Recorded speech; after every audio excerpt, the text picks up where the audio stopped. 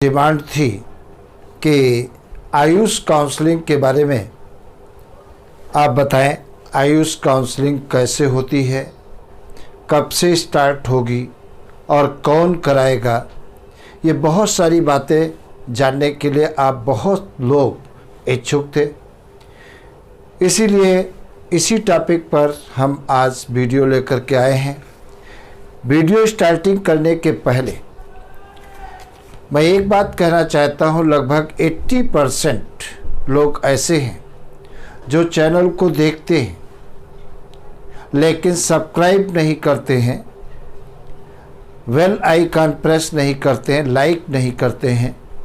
ज़रा आप सोचिए, एक वीडियो बनाने के लिए मुझे कितनी मेहनत करनी पड़ती है, पूरी टीम को कितनी मेहनत करनी पड़ती है, तब टोटल निचोड़ ला करके हम एक वीडियो के रूप में आपके सामने रखते हैं और आप एक लाइक नहीं कर सकते, बेल आइकन नहीं प्रेस करते हैं, सब्सक्राइब नहीं करते हैं। सोचिए, हम आपके लिए इतना एफर्ट डाल रहे हैं, अगर जो आप उसका 1% एफर्ट मेरे लिए कर दें तो एक प्रोत्साहन मुझको मिलेगा कि हमने समाज के लिए कुछ किया है, अपने भारतवर्ष के बच्चों के लिए कुछ किया है। तो अगर जो आप चाहते हैं कि हम आपके साथ मेहनत कर रहे हैं तो चैनल को लाइक कर लीजिए, बेल आइकन प्रेस कर लीजिए, सब्सक्राइब कर लीजिए। और तुमको एक बात बता दें, वीडियो स्टार्ट करने के पहले YouTube पर मिश्रा क्लासेस के नाम से 9th class, 10th, 11th, 12th और नीट, इन क्लासों की सारे सब्जेक्ट के लेक्चर डाले जा रहे हैं और प्रत्येक चैप्टर को कंप्लीट कवर किया जा रहा है। आप मेरे चैनल पर जाएं, उनको देखें, पढ़ाई करें, जैसे हर कंपटीशन आपका आसान हो जाएगा। तो ठीक है, आज हम आयुष की काउंसलिंग के बारे में बात कर रहे हैं। आयुष के अंतर्गत आते क्या क्या है, तो आयुष के अंतर्गत देखा जाए क्या होता है। एक BMS आता है, याद रखना कौन आता है, BAMS आता है। और कौन आता है, BHMS आता है, ये BHMS आता है। ये सब आयुष के अंतर्गत आते हैं। और BUMS आता है, BUMS। ये कोर्स किसके अंतर्गत आते हैं, आयुष के अंतर्गत आते हैं। और आयुष के काउंसलिंग के लिए ये ज़रूरी है, पिछले वीडियो में मैंने बताया है, काउंसलिंग में वही बच्चे बैठ सकते हैं जिनके जनरल में कितने नंबर होने चाहिए, क्वालिफाइंग मार्क होने चाहिए जनरल में। मतलब क्वालिफाइंग मार्क कितने होने चाहिए, अगर जनरल कैटेगरी का है तो 147 होना चाहिए। अगर जो OBC का है, OBC का बच्चा कोई है, उसके लिए 146 चाहिए। अगर जो फिजिकली हैंडीकैप्ड है तो उसके लिए कितने चाहिए, 129 चाहिए। और अगर कोई बच्चा SC का है तो उसके लिए 113 है। और अगर कोई बच्चा ST है तो उसके लिए 113 है। अगर जी इस रेंज में नंबर है तभी वो बच्चा काउंसलिंग में बैठ सकता है, अदरवाइज़ वो काउंसलिंग में नहीं बैठ सकता है। तो पहली शर्त मैंने रख दिया, ये नीट का क्वालिफाइंग स्कोर है। तो आयुष की काउंसलिंग नीट के माध्यम से होगी। और तुम्हें मालूम है क्वालिफाइंग मार्क ये हैं, अगर इतने नीट में नंबर आए हैं तब वो काउंसलिंग में पार्टिसिपेट कर सकता है। और अगर इससे कम नंबर आए हैं तब वो काउंसलिंग में पार्टिसिपेट नहीं कर सकता है। तब वो अपना नीट की तैयारी फिर से करे। और एक बात और तुमको मैंने बताया है, गवर्नमेंट कॉलेज और प्राइवेट कॉलेज नीट परीक्षा के माध्यम से ही फुलफिल किए जाएंगे। अगर किसी बच्चे ने नीट एग्ज़ाम नहीं दिया है और ये कोर्स करना चाहता है तो वो नहीं कर सकता है। मतलब BMS, BHMS, BUMS करने के लिए आपको नीट एग्ज़ाम देना ही होगा और क्वालिफाइंग मार्क आपको ऑब्टेन करने होंगे। BUMS के लिए, यूनानी के लिए एक शर्त है, 10th में उर्दू होना चाहिए। 10th में उर्दू होना चाहिए, एक सब्जेक्ट है, तभी वो यूनानी कर सकता है, अदरवाइज़ यूनानी कोर्स नहीं कर सकता है। तो इसके लिए उर्दू कोर्स ज़रूरी है 10th तक। 12th में हो या ना हो तो कोई फ़र्क नहीं पड़ता है, लेकिन 10th में होना ज़रूरी है। अब देखा जाए तो एक बात तुम्हारी समझ में आ गई होगी, क्वालिफाइंग मार्क का होना बहुत ज़रूरी है। जैसे नीट की काउंसलिंग होती है वैसे ही आयुष की भी काउंसलिंग होगी। अब देखा जाए क्या होता है, आयुष की काउंसलिंग 2020 भी 2 स्टेप में होती है। पहली बात तो इसकी काउंसलिंग कौन कराता है, इसकी काउंसलिंग कौन कराता है, काउंसलिंग कौन कराएगा, मतलब काउंसलिंग कराता है AACCC काउंसलिंग कराता है। काउंसलिंग कराता है एक वेबसाइट है जिसका नाम है AACCC काउंसलिंग कराता है। इसका फुल नेम क्या है, Ayush central counselling committee. Ayush central, क्या पूरा नाम है, ये पूरा नाम है आयुष सेंट्रल काउंसलिंग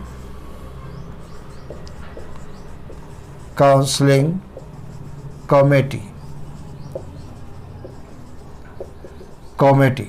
तो देखा जाए क्या होता है, इसका पूरा नाम क्या है, आयुष सेंट्रल काउंसलिंग कमेटी कराती है आयुष की काउंसलिंग।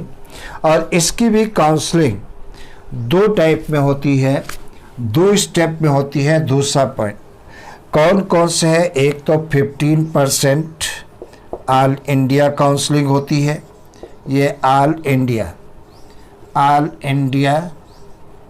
काउंसलिंग, या काउंसलिंग क्यों लिखा है। और 80% जो 85% जो होती है, ये 85% होती है स्टेट काउंसलिंग। ये कौन सी होती है, स्टेट काउंसलिंग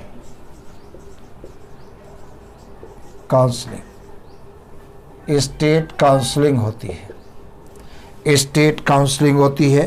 तो ये बात मेरी समझ से समझ गए होंगे कि जैसे नीट की काउंसलिंग होती है, नीट की काउंसलिंग MMC कराती है, लेकिन आयुष की काउंसलिंग कौन कराता है, AACCC काउंसलिंग कराता है। AACCC का पूरा नाम क्या है, आयुष सेंट्रल काउंसलिंग कमेटी होती है। तो ये बात तुम्हें याद रखना है। और इसमें भी आप 15% ऑल इंडिया कोटा होता है और 85 स्टेट लेवल में काउंसलिंग होती है। और एक बात तुम्हें बताएं, ऑल इंडिया कोटा के लिए आपको डोमिसाइल की ज़रूरत नहीं है। अगर आपके नंबर की लिस्ट मैंने बना दी है पहले ही एक वीडियो में, और अगर जो नंबर इस लायक हैं तो ऑल इंडिया में कहीं भी आयुष के कॉलेजों में आपको मिल सकती है गवर्नमेंट सीट। 85% जो सीटें हैं वो स्टेट काउंसलिंग के द्वारा भरी जाएंगी, और स्टेट काउंसलिंग में डोमिसाइल का होना ज़रूरी है। स्टेट काउंसलिंग में स्टेट का बच्चा ही बैठ सकता है गवर्नमेंट कॉलेज में। प्राइवेट कॉलेज कुछ ओपन होते हैं, ओपन में दूसरी स्टेट का भी बच्चा बैठ सकता है, लेकिन गवर्नमेंट कॉलेज में केवल उस स्टेट का ही बच्चा बैठ सकता है। डॉक्यूमेंट क्या क्या रिक्वायरमेंट होते हैं इसके लिए भी वीडियो में डाल चुका हूँ, वो डॉक्यूमेंट आप देखें। अगर जो आपके पास है तो ठीक, और नहीं है तो आप बनवा लें। उसके बाद में देखा जाए आयुष की काउंसलिंग 27 या 28 से शुरू होगी। तीसरा पॉइंट 27 या 28 से काउंसलिंग शुरू हो जाएगी।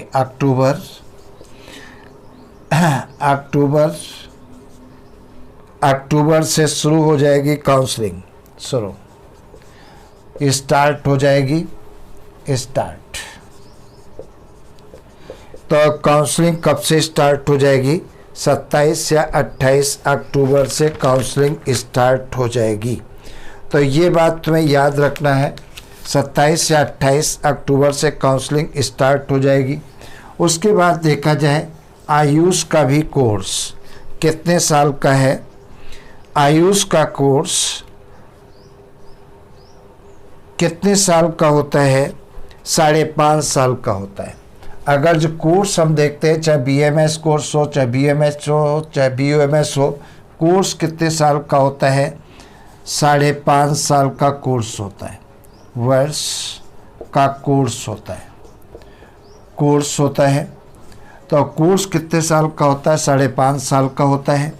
इसमें से 4.5 साल आपको पढ़ना है, मतलब 4.5 वर्ष क्या करना है? वर्ष पढ़ाई करनी है। ये क्या करना है? 4.5 वर्ष पढ़ाई करनी है। और 1 साल और 1 ईयर, 1 वर्ष इंटर्नशिप करना है। क्या करना है? इंटर्नशिप करना है। करना है 1 साल क्या करना है? इंटर्नशिप करना है। तो कोर्स कितने साल का है? 5.5 साल का है। 1 साल 4.5 साल पढ़ाई करनी है और 1 वर्ष क्या करना है? इंटर्नशिप करना है। उसके बाद में एक बात और पूछी जाती है कि BMS और BHMS में स्कोप किसका ज़्यादा है? तो BMS का स्कोप ज़्यादा है, BHMS का स्कोप थोड़ा सा कम है। तो BMS का स्कोप ज़्यादा है। ये मेरे हिसाब से है, मैं अपनी थिंकिंग व्यक्त कर रहा हूँ। BMS आयुर्वेदिक है और BHMS क्या है? होम्योपैथिक है। तो BMS का स्कोप कुछ ज़्यादा है और BHMS का स्कोप कुछ कम है। तो एक बात, 5वां BMS का स्कोप का बात करें, कई लोगों ने पूछा है। तो BAMS का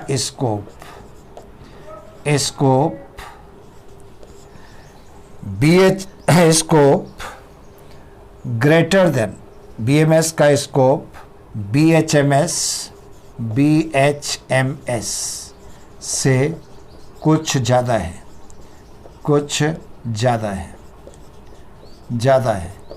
तो ये बातें तुम्हें याद रखना है। ये स्कोप डिफ्रेंशिएट करने वाले हम कोई नहीं होते हैं। फिर भी आप लोगों के कई बार कमेंट बॉक्स में ये बात पूछी है, BMS और BMH में से कौन सा ज़्यादा अच्छा है। तो मैं अपनी थिंकिंग बता रहा हूँ, एक जनरल थिंकिंग में नहीं बात कर रहा हूँ। हो सकता है मेरा विचार गलत भी हो। मैं अपने हिसाब से ये कह रहा हूँ, BMS का स्कोप BHMS से कुछ ज़्यादा होता है। ठीक है। वैसे मैंने अपनी लाइफ में बहुत सारे ऐसे लोग देखे हैं जिनके BHMS में लोगों की लाइन लगी है पेशेंट की, और BMS और MBBS के पास खाली बैठे हैं, पेशेंट नहीं जा रहे हैं। तो ये कहना 100% सही नहीं है कि BMS ज़्यादा अच्छा है BHMS से, लेकिन ये मेरी अपनी पर्सनल ओपिनियन है कि हो सकता है मैं गलत भी हूँ, 100% सच नहीं हो सकता हूँ। हो सकता है हम अपनी बात न सही कह पा रहे हों, लेकिन मेरे हिसाब से BMS ज़्यादा अच्छा है BHMS की तुलना में। लेकिन साथ में मैं ये भी बता रहा हूँ, मैंने अपने जीवन में बहुत सारे BHMS ऐसे डॉक्टर देखे हैं जिनके पास लाइन लगी है, और BMS यहाँ तक कि MBBS भी डॉक्टर मैंने ऐसे देखे हैं कि दिन में एक भी पेशेंट उनके पास नहीं आता है, लेकिन BHMS के पास लाइन लगी है। तो हम ये डिफ्रेंशिएट करें कि MBBS अच्छा है या BDS अच्छा है या BHMS अच्छा है या BMS अच्छा है, तो ये 100% गलत है, हमें नहीं करना चाहिए। फिर भी आप बार बार हमसे पूछते हैं, तो मैं अगर जो आपकी जगह पर होता, BMS और BHMS दोनों विकल्प होते, तो हो सकता मैं BMS ही करता। तो चैनल को अगर लाइक नहीं किया हो तो लाइक कर लीजिए, सब्सक्राइब कर लीजिए, बेल आइकन प्रेस कर लीजिए, और काउंसलिंग से रिलेटेड जो भी हमको जानकारी मिलेगी वीडियो के माध्यम से हम आप लोगों तक वो जानकारी पहुंचाते रहेंगे। Best of luck.